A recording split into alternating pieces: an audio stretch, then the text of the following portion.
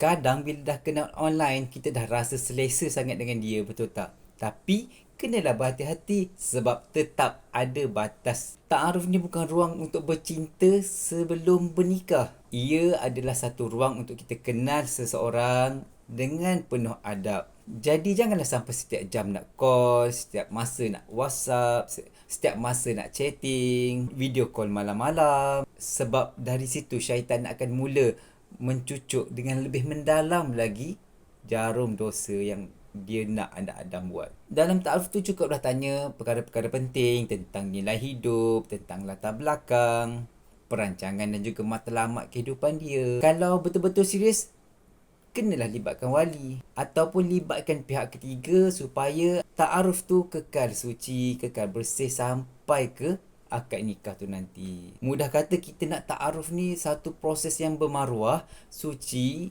murni sampailah kita sah menjadi pasangan. InsyaAllah apabila kita ta'aruf dengan baik, dengan penuh beradab, segala-galanya akan jadi berkat. Ingatlah, cinta yang halal tu bermula dengan sesuatu yang halal. Jadi, apa lagi, mulakan sesi ta'aruf anda dengan baik dan juga anda sendiri kena faham tentang batas pergaulan dalam proses ta'aruf.